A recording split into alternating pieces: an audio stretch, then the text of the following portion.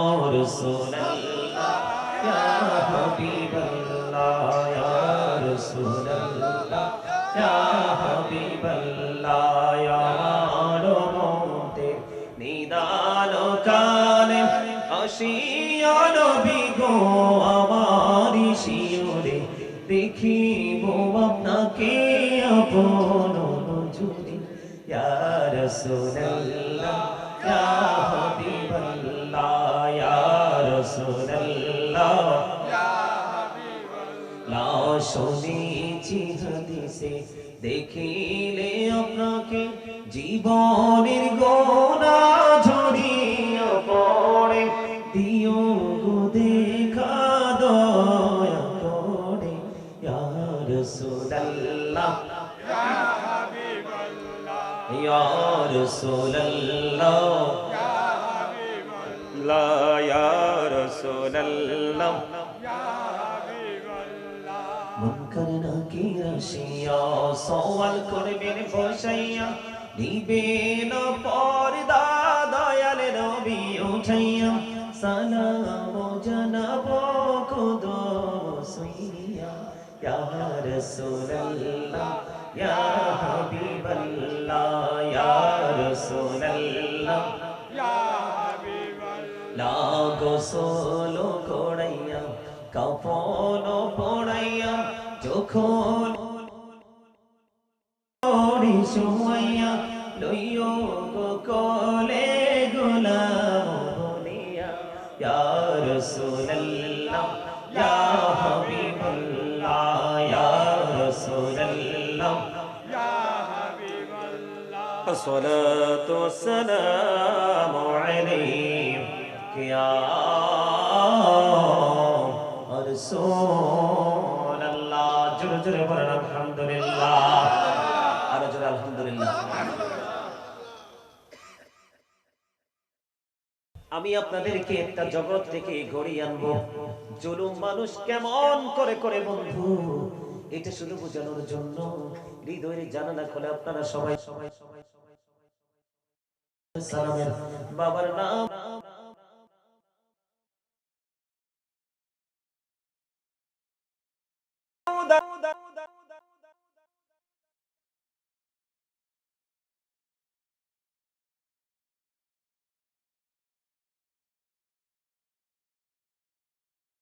ঝুলিয়ে দেওয়া হয়েছিল। কোন বিপদ আসার আগে এখান থেকে সংকেত আসতো। সুবহানাল্লাহ সুবহানাল্লাহ বলেন না কেন? সবচেয়ে বড় খবর হলো বন্ধু, কারণ আমার আলোচনা পুরোটাই বাকি রয়েছে, আমার নির্দিষ্ট সময়ের মধ্যে এটা শেষ করতে হবে বন্ধু, কারণ আবার দূর পথ পাড়ি দিয়ে যেতে হবে, ঠিক কিনা বন্ধুরি আমার? একটা কুদরতি জিনজির, এমন একটা জিনজির ছিল, ওই জিনজিরটা এমন সবচেয়ে বড় শক্তি হলো এটা হযরত দাউদ আলাইহিস সালামের জীবনে। ওই সময় ওনার জামানায় মানুষ যখন কোনো বিচার আচারে কোনো ফয়সালা কেউ মানত না, সঠিক বিচার যখন কেউ মানত না, তখন বন্ধু ওই কুদরতি জিনজিরের কাছে নিয়ে যাওয়া হতো। যারা সত্যবাদী তারা যদি হাত পাতত, এই জিনজির এসে ধরা দিত, স্পর্শ করতে পারত। যারা এই কুদরতি জিনজিরকে ধরতে পারত তারাই সত্যবাদী বলে বিবেচিত হতো, আর যে স্পর্শ করতে পারত না সে বন্ধু মিথ্যাবাদী হয়ে বিবেচিত হতো। জোরে জোরে কন্যা একবার আল্লাহু আকবার। দেখা যায় সেই নারী কখনো পোশাক পরিহিত নারী হতে পারে না, সেই নারী এবং পুরুষ উলঙ্গ। নাউজুবিল্লাহ। আরো জোরে। আপনারা আমার কথা বুঝেন না? না বুঝে তো কথা কন না কেন? আল্লাহ কি জবান দিছে বুট বাদাম খাওয়ানোর জন্য? হ্যাঁ, বিয়ার বাড়িতে যাইয়া ছেলে পেলে নিয়ে মজা করে খাওয়ার জন্য কুরমা ফলা? চা দোকানে বসে বসে শীতের দিনে গরম গরম চা খাবেন আর মানুষের বদনাম করবেন এটার জন্য? যুবক যারা আছে ফ্রেন্ড সার্কেলদেরকে নিয়ে কোন কোলাহল পরিবেশে গিয়ে তারা কি করবে? তারা কি করবে? অপ্রাসঙ্গিকভাবে আড্ডা দিবে এই জন্য? আরে না, আল্লাহ রাব্বুল আলামিন জবান দিছে মাওলার জিকির করার জন্য। জোরে জোরে কোন না সুবহানাল্লাহ। আরে আরো জোরে বলেন না সুবহানাল্লাহ। আপনারা আওয়াজ না দিলে তো ওয়াজে মজা পাবো না। আপনারা যে আমার ওয়াজটা পছন্দ করেন, আওয়াজ দিলে না বুঝতাম। কেন আওয়াজ না দিলে কি বুঝবো আমি যে তারা আমারে ভালোবাসে? হ্যাঁ, ভালোবাসার আওয়াজ হয় প্রেমময়, ঠিক কিনা বলেন? এটার মধ্যে কোনো গলত থাকে না, ঠিক না?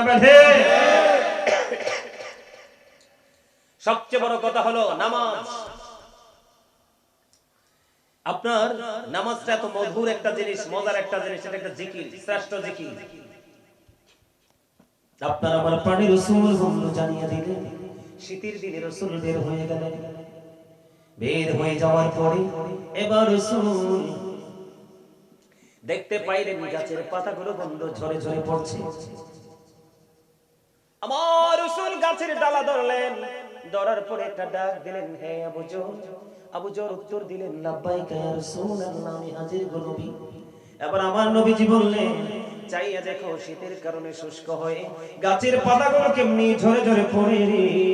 শীতের কারণে শুষ্ক হয়ে গাছের পাতাগুলো যেমনি ঝরে ঝরে পড়ে, ঠিক তেমনি ভাবে আল্লাহর বান্দাগুলো যখন সত্যিকারের প্রেম নিয়ে, তাকওয়া নিয়ে, নামাজ নামক জিকিরের মাধ্যমে আল্লাহর কুদরতি কদমে সিজদাটা দিয়ে দিবে রে, ওই শীতের দিনের গাছের পাতার মতো তার আমল নামা থেকে গুনাহগুলো ঝরে পরিষ্কার হয়ে যাবে। মজা লাগে না? নামাজ শেষ করে দিলাম, আবার হজে যাব। আমাদের দেশের হাজীদের দুইটা সমস্যা, একটা হইলো বুড়া হইয়া হজে যায়, কারণ পাপ টাপ সারা জীবন করে ইচ্ছা মতো বুড়া হইয়া তওবা করে, কিন্তু যাইয়া তো হজের সব কাজ করতে পারে না। আরেকটা হলো ম্যাক্সিমাম লোক বাংলাদেশে সুদের টাকা দিয়ে হজে যায়। আমি মনে হয় আরেক দেশ থেকে আইছি, দেশের না,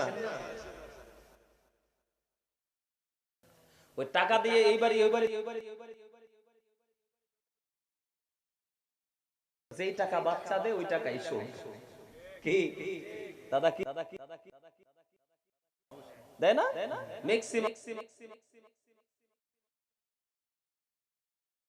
কথা কয় না কেন? তাহলে শুধু জিকির করলেই চলবে না, কন্ডিশন মেনে জিকির করতে হবে। লা তুকবালু সালাতুন বিগাইরি তুহুর ওয়ালা সাদাকাতুন মিন কুদুর, পবিত্রতা ছাড়া ইবাদত কবুল হয় না, আর হালাল টাকা না হইলে কোনো দান সাদাকা কবুল হবে না। নাউজুবিল্লাহ। তাহলে আমাদেরকে জিকির দুরুদের ক্ষেত্রে সচেতন হতে হবে কি হবে না? এটা ছিল আমার সাবজেক্টের বাইরের আলোচনা। কিসের? আমার সাবজেক্টের বাহিরের আলোচনা। এই আলোচনা করার কথা না আমার, কিন্তু আপনাদের অবস্থা দেখে আপনাদেরকে একটু মহাব্বত দিয়ে বলে দিলাম। আপনারা ব্রেইনে রাখবেন তো এগুলো, নাকি ফেলে দিবেন? আরো জোরে। এখন জিকিরটা আমরা কেমন করে করব?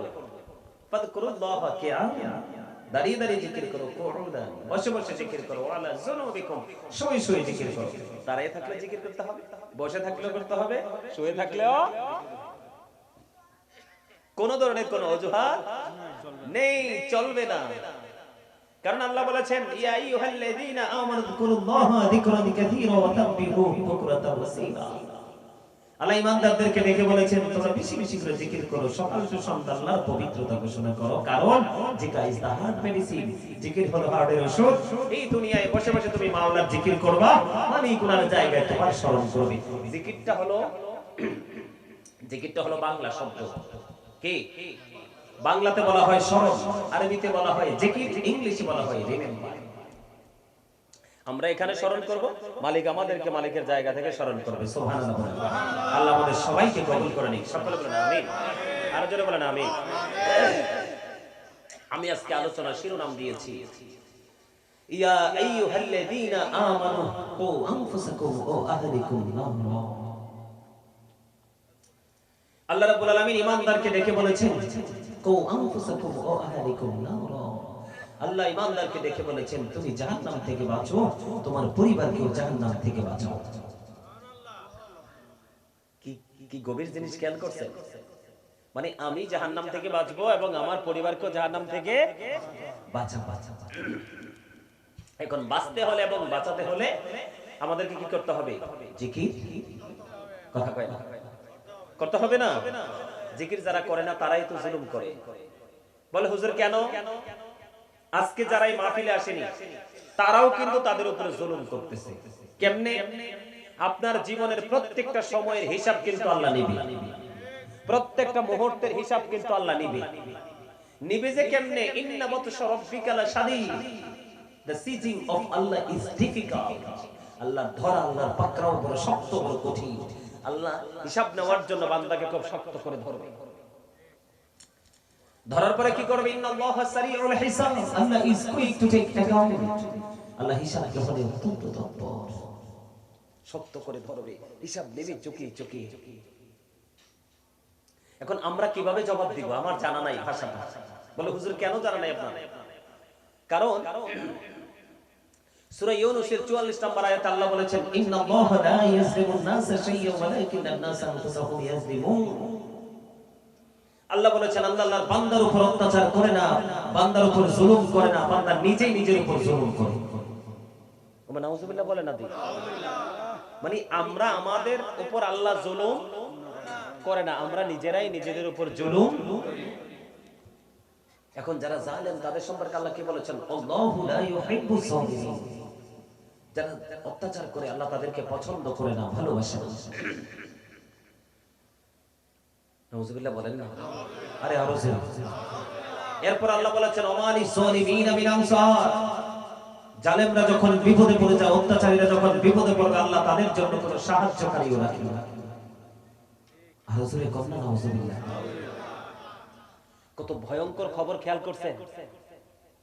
কি ধরবে খুব শক্তভাবে, হিসাব নিবে চুকিয়ে চুকিয়ে। আল্লাহ কারোর উপর জুলুম করে না, বান্দা নিজে নিজের উপর জুলুম করে। ওয়াল্লাহু লা ইউহিব্বুজ জালিমিন। জালেমদেরকে আল্লাহ পছন্দ করে না। ওমালি যালিমিনা মিন আনসার। জালেম যখন বিপদে পড়ে আল্লাহ তাদের জন্য কোনো সাহায্যকারী রাখে না। জোরে জোরে বলে নাউজুবিল্লাহ। আর কত ভয়ঙ্কর খবর আল্লাহ বলেছেন, লা ইয়ামুতু। People will not die that day. সেদিন মানুষ আর মরতে পারবে না, কারণ তারা যন্ত্রণায় পড়ে বাঁচতে চাইবে। কি করতে চাইবে? এই দুনিয়াতে মানুষ মরতে চায় না, যখন দেখে আর ভাল লাগে না, আল্লাহ নিয়ে যাও বলে না, কিন্তু ওপারে আর মরার সুযোগ নেই। লা ইয়ামুতু। People will not die that day. সেদিন মানুষ মরতে পারবে না। আল্লাহ যদি না নাও তাহলে আমরা সুস্থ করে দাও, বাঁচিয়ে দাও। আল্লাহ বলেছেন ওপারে এটা চলবে না। ফিহা ওয়ালা ইয়াহইয়া। People will not be able to live that day. সেদিন মানুষ বাঁচতেও পারবে না। আল্লাহ রাব্বুল আলামিন বলে দিয়েছেন ওমা হুম আনহাবি গায়িবিন। People will not be able to escape that day. সেদিন মানুষ সেখান থেকে আর পালাতেও পারবে না।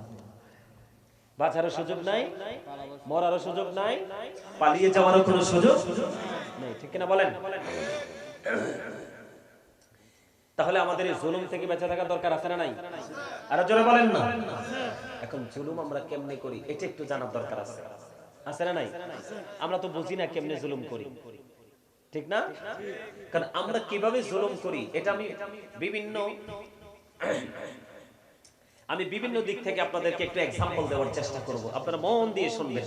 তার আগে একটু দরুদ পড়ে নেন। ইয়া রাসূলুল্লাহ ইয়া হাবিবাল্লাহ ইয়া রাসূলুল্লাহ ইয়া হাবিবাল্লাহ ইয়া রহমতে নিদান কালে আসিয়া নবী গো আমারি শিওরে দেখিব আপনাকে আপন নজরে।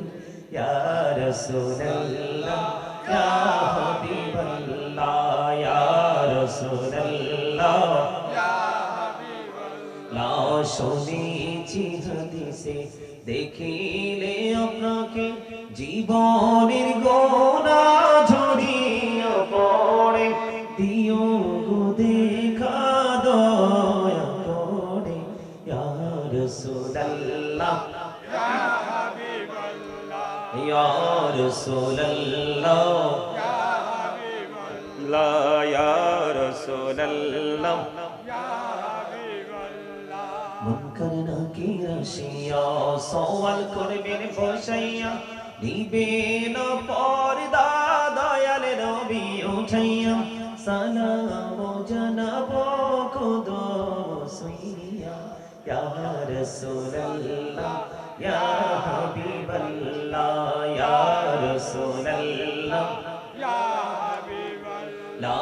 গোসল করাইয়া কাফন পড়াইয়া যখন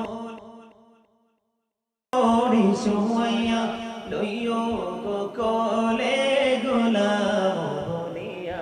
ইয়া রাসূলুল্লাহ ইয়া হাবিবাল্লাহ ইয়া রাসূলুল্লাহ ইয়া সালাতু সালামু আলাইকা ইয়া রাসূলুল্লাহ। জোরে জোরে বলেন আলহামদুলিল্লাহ, আরো জোরে আলহামদুলিল্লাহ। আমি আপনাদেরকে একটা জগৎ থেকে ঘুরিয়ে আনবো, জুলুম মানুষ কেমন করে করে বন্ধু, এটা শুধু বোঝানোর জন্য হৃদয়ের জানালা খোলে আপনারা সবাই সবাই সবাই সালামের বাবার নাম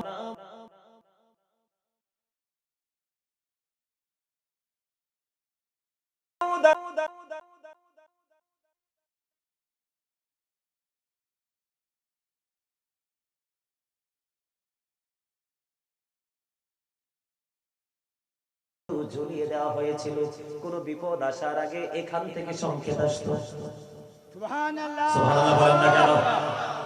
সবচেয়ে বড় খবর হলো বন্ধু, কারণ আমার আলোচনা পুরোটাই বাকি রয়েছে, আমার নির্দিষ্ট সময়ের মধ্যে এটা শেষ করতে হবে বন্ধু, কারণ আমার দূর পথ পাড়ি দিয়ে যেতে হবে, ঠিক কিনা বন্ধুরি? আমার একটা কুদরতি জিনজির, এমন একটা জিনজির ছিল, ওই জিনজিরটা এমন সবচেয়ে বড় শক্তি হলো এটা হযরত দাউদ আলাইহিস সালামের জীবনে। ওই সময় ওনার জামানায় মানুষ যখন কোনো বিচার আচারে কোনো ফয়সালা কেউ মানতো না, সঠিক বিচার যখন কেউ মানতো না, তখন বন্ধু ওই কুদরতি জিনজিরের কাছে নিয়ে যাওয়া হতো। যারা সত্যবাদী তারা যদি হাত পাতত, এই জিনজির এসে ধরা দিত, স্পর্শ করতে পারত। যারা এই কুদরতি জিনজিরকে ধরতে পারত তারাই সত্যবাদী বলে বিবেচিত হতো, আর যে স্পর্শ করতে পারত না সে বন্ধু মিথ্যাবাদী হয়ে বিবেচিত হতো। জোরে জোরে কন্যা একবার আল্লাহু আকবার। বন্ধুরে আমার, এই রহস্যময় জিনজির আমরা কেমন করে আমরা নিজের উপর নিজে জুলুম করি বোঝার জন্য বন্ধু বলছি। এখান থেকে ছোট্ট একটা এক্সাম্পল আমি আপনাদেরকে দেই। একদিন ওই জামানায় একজন আর একজনের কাছে হীরা মণি মুক্তা মানিক্য এগুলো মজুদ রাখলেন। আমরা আমানত রাখি না? আমানত তো বোঝেন, যেমন ধরেন কিছু টাকা আপনার কাছে থাকলে নষ্ট হয়ে যাবে, স্পয়েল হয়ে যাবে, এটা আপনি কি করলেন? আপনার কোনো বিশ্বস্ত মানুষের কাছে রেখে দিলেন। তৎকালীন সময়ে গুরুত্বপূর্ণ মূল্যবান ধাতুগুলো তিনি একজনের কাছে বন্ধ রেখে দিলেন। রাখার পরে আবার দিন চলে গেল, রাত চলে গেল, সময় বন্ধ পার হতে লাগলো। পার হতে হতে হতে হতে বন্ধু এমন একটা সময় আসলো, ওই সময় যার মাল হীরা মণি মানিক করে গেছিল, উনি গিয়েছিলেন যার কাছে আমানত রেখেছেন তার কাছে।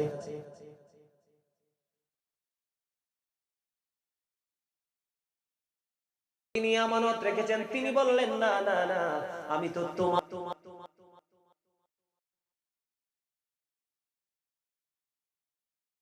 মাল পাবে না। জোরে জোরে কন্যা নাউজুবিল্লাহ। চেষ্টা করলেন পাওনাদার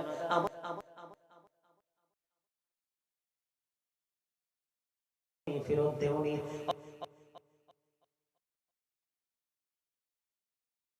এই জুলুমের মাধ্যমে কেমন করে মানুষ আল্লাহর রহমত থেকে বঞ্চিত হয়ে যায়, আলোচনা শুনলে আপনারা বুঝতে পারবেন। তার কারণ হলো এখন বর্তমানে আমাদের বাংলাদেশের মানুষগুলো যদিও বন্ধু মুসলমান, আপনি নজর দিয়ে চাইয়া দেখেন মানুষ সর্বস্তরের রহমত থেকে বঞ্চিত। ভুল বললাম? কথা বলেন না কেন বন্ধু? হায়াতের যে সুস্থতা থাকার কথা সেটা নাই।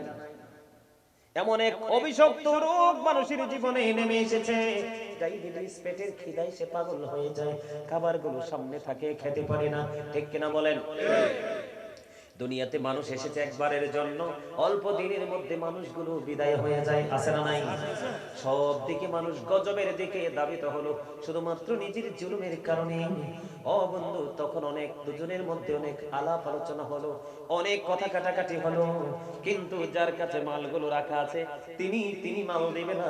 তিনি বলতেছে তোমার মাল আমি তোমাকে ফেরত দিয়ে দিয়েছি, দিব না। এখন তুমি আমার কাছে কেন এসেছো? এবার তাকে বলা হলো ওই যে দাউদ আলাইহিস সালামের কাছে ওই যে জিনজির আল্লাহ কুদরতি জিনজির পাঠিয়ে দিল, ওখানে গেলে কারো কোনো সাক্ষীর প্রয়োজন হয় না, ওখানে গেলে তো ফয়সালা হয়ে যাবে, তুমি চলো চলো ওই জিনজিরের কাছে চলো। এবার তিনি বললেন না না না, আমি কোনোদিন মিথ্যা কথা বলিনি, আমার জীবনে আমি কোনোদিন মিথ্যে কথা বলিনি, আমি কোনোদিন মিথ্যা বলিনি। আমি কেন এই কুদরতি জিনজির জিঞ্জিরের কাছে যাব। জিঞ্জিরের কাছে যাওয়ার কোনো প্রয়োজন নেই। বন্ধু তৎকালীন সময়ে যারা বিচার আচার করতেন, সমাধান করতেন, তখন ওই ব্যক্তি পাওনাদার গেলেন তাদের কাছে, গিয়ে বললেন আমার মাল তার কাছে গচ্ছিত রেখেছিলাম, এখন সে বলতেছে মাল নাকি আমার কাছে ফেরত দিয়ে দিয়েছে, কিন্তু আমি এই মাল ফেরত পাইনি, আমার এই মাল ফেরত পেতে চাই। তখন তাকে বিচারের কাঠগড়ায় দাঁড় করানো হলো। কি হলো বিচার? ওই জিঞ্জিরের কাছে যাবে, তুমি যদি সত্যবাদী হও ওই জিঞ্জিরের মাধ্যমে প্রমাণিত হবে। জোরে জোরে আল্লাহু আকবার। একবার বলেন না, আরেকবার বলেন আল্লাহু আকবার। বন্ধুরা আমার, যখন বলা হলো ওই জিঞ্জিরের কাছে যেতে হবে, এবার ওই ব্যক্তিটা গেলেন যার কাছে মাল। মনে রাখবেন মুনাফিক আমানত রাখলে খেয়ে ফেলে, এই জন্য রাসূল বলে দিয়েছেন believers love the prophet, hypocrites don't love the prophet।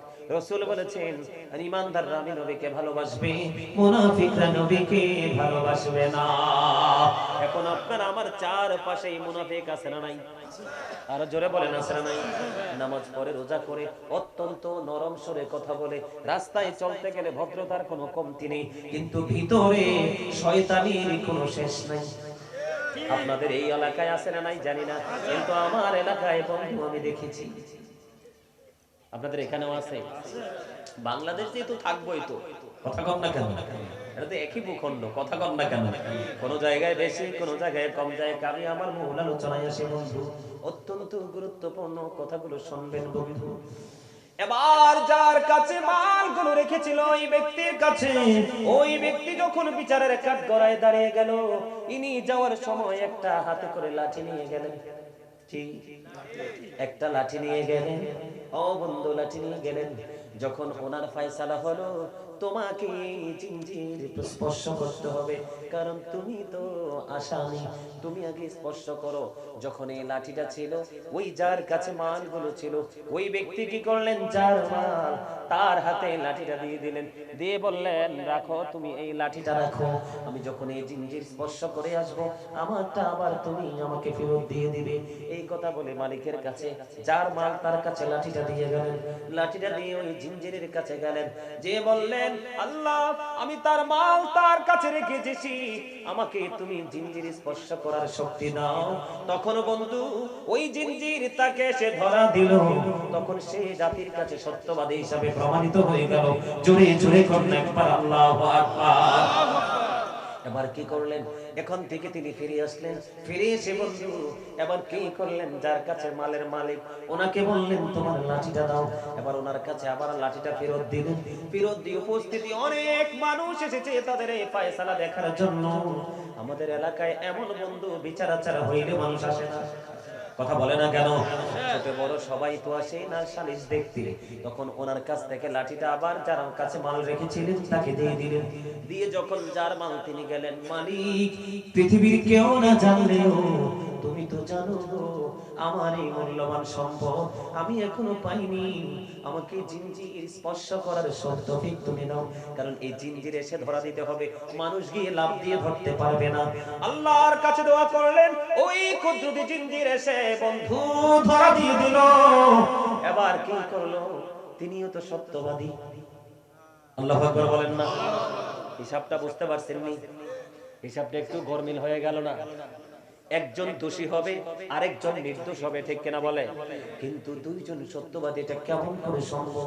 দিন ফুরিয়ে গেল, ও বন্ধু রাত ফুরিয়ে গেল, তৎক্ষণাৎ মানুষগুলো আশ্চর্য হয়ে গেল, কি হলো কি হলো?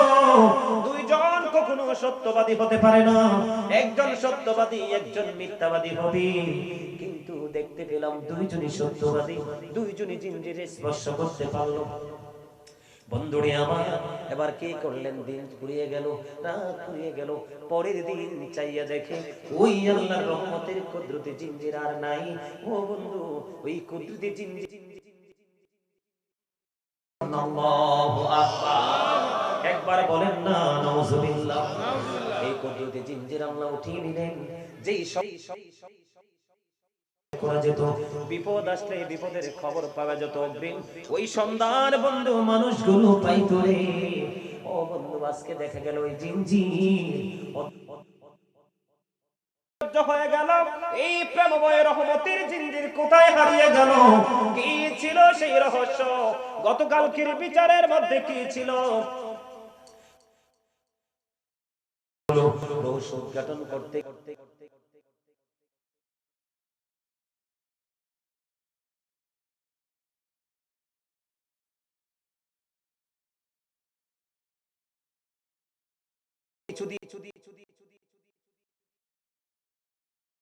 মাল ঢোকাতে পারবেন।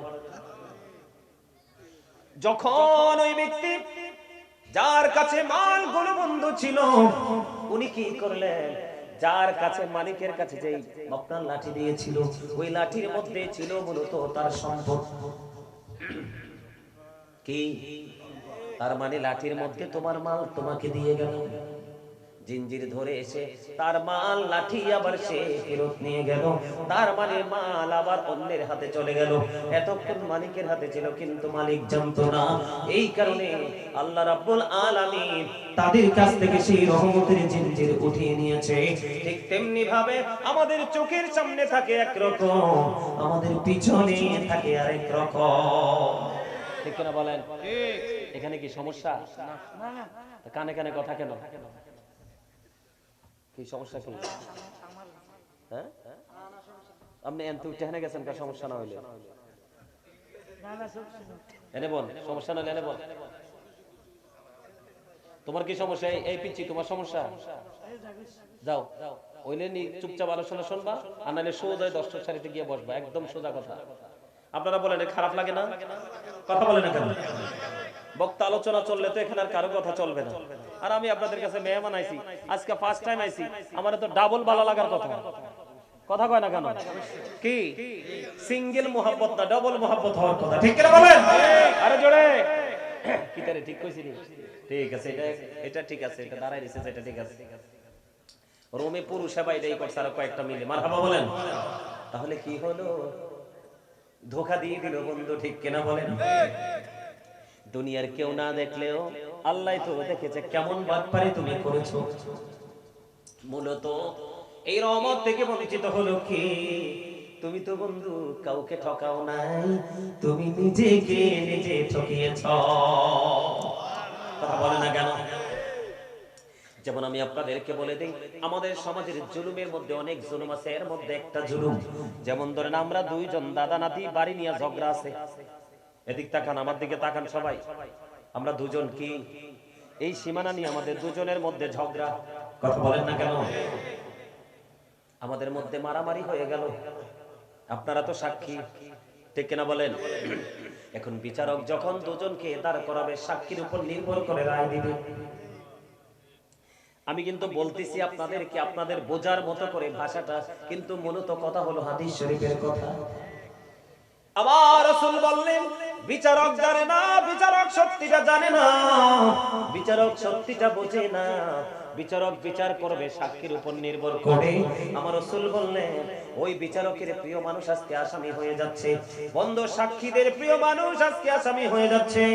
আজকে পানিশমেন্ট নিতে হবে। এই জন্য সাক্ষীরা মনে মনে চিন্তা করলো, না না না, আমরা সত্য সাক্ষ্য দিব না, আমরা মিথ্যা সাক্ষী দিয়ে আজকে কি করব? আমাদের বন্ধুকে বাঁচিয়ে দেব। আমার রাসূল বললেন, বিচারক সাক্ষীর উপর নির্ভর করে বিচার করলো, কিন্তু তোমরা যে সাক্ষী দিয়েছো সাক্ষীটা ভুল দিয়েছো। রায়টা যদিও ওই ব্যক্তির পক্ষে চলে গেল, কিন্তু মূলত বিচারক তো রায় তাকে দেয়নি, তাকে যেন জাহান্নাম বরাদ্দ করে দিয়েছে। জোরে জোরে কন্যা নাউজুবিল্লাহ। এই জুলুম চলে কি চলে না? আমাদের দেশে দেখুন একটা ডিজিটাল সিস্টেম শুরু হয়েছে জুলুমের। বিচার তো হবে দুই পক্ষের কথা শুনে, ঠিক না? কিন্তু এখন রায় ঘরে বসেই ঠিক করে হয়। দাদা ঠিক না? দাদা কিটা দেয়াইছে দেখছেন নি? দাদা আঙ্গুল দিয়ে দেয়াইছে। এটা কিটা? আরে এটা কিটা? এটা টাকা। কি? এটা দিলে বিচার পা রায় এখানে হয়ে যায়। দাদা খুব মজা করে দেয়াইছে, ও শিখলো। মারহাবা কর। আরো জোরে একবার কন্যা নাউজুবিল্লাহ। আরো জোরে। আরেকটা মজার খবর শোনাই বন্ধু। কিভাবে মানুষ জুলুম করে, কিভাবে নিজের উপর নিজে গজব ডেকে আনে। কেমন করে মানুষগুলো ধ্বংস হয়ে যায়। আমার নবীর আগে পৃথিবীর বুকে বিচরণ করেছিলেন বন্ধু ঈসা রুহুল্লাহ, ও বন্ধু যিনি বাবা ছাড়া পৃথিবীতে আসলো। জিবরাইল এসে মা মরিয়মের দিকে তাকায়া ফু দিল।